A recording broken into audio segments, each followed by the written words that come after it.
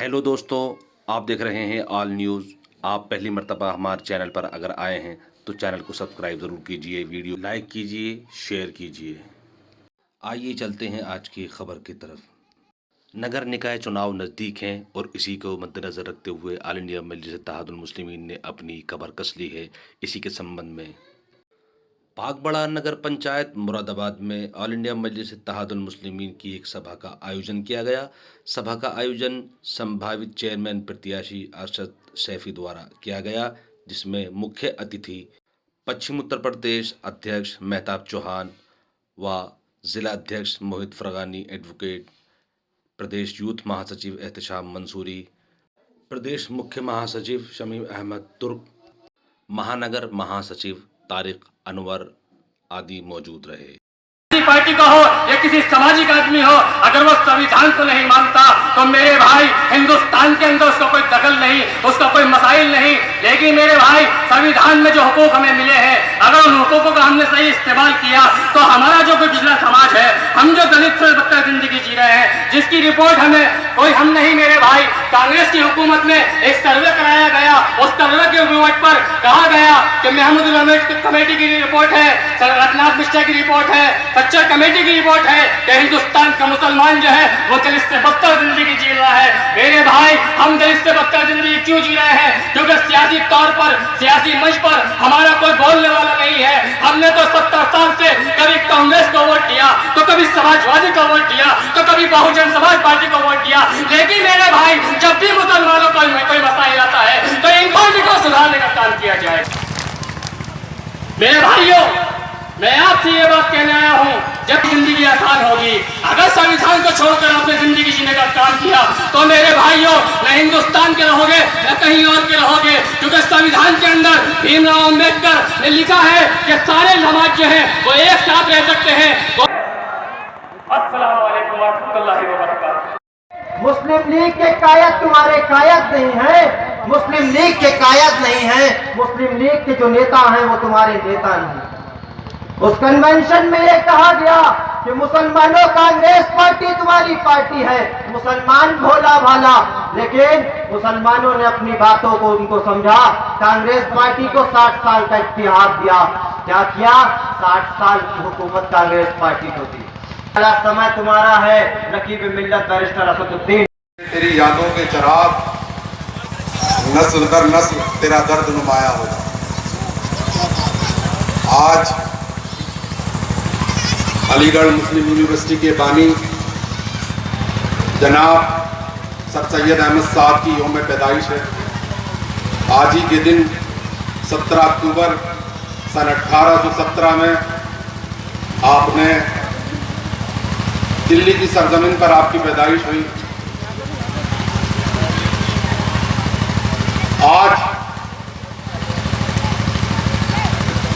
हमारी और आपकी कम्युनिटी में जो शिक्षित लोग हैं वो जानते हैं कि अलीगढ़ मुस्लिम यूनिवर्सिटी की क्या अहमियत है और सर सैयद अहमद की क्या अहमियत है। आज के दिन अगर सर सैयद अहमद का जिक्र न किया जाए, उन्हें खिराज अकीदत न पेश की जाए तो शायद ये बेईमानी है। सर सैयद अहमद खान वो शख्सियत थे जिन्होंने अंग्रेजी हुकूमत जब हिंदुस्तान में थी तो उन्होंने सोचा कि मुसलमानों के हालात और हिंदुस्तानियों के हालात क्या हैं। उन्हीं हालातों को समझते हुए और ये फिक्र करते हुए कि मेरी कौम इस गर्त में चली जाएगी, क्योंकि उस टाइम जो एजुकेशन की स्थिति थी वो ज़्यादा बेहतर नहीं थी, उन्होंने सोचा और समझा। सर सैयद अहमद खान है और तमाम जो हो सकता था वो उन्होंने काम किए।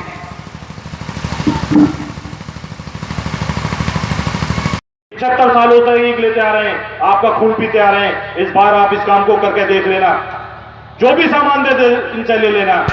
और जब वोट डालने का दिन आए तो शहादत वाली उंगली से बिस्मिल्लाह पढ़ के चुनाव चिन्ह पतन के सामने वाला बटन दबा देना। दबाएंगे इंशाल्लाह ताला।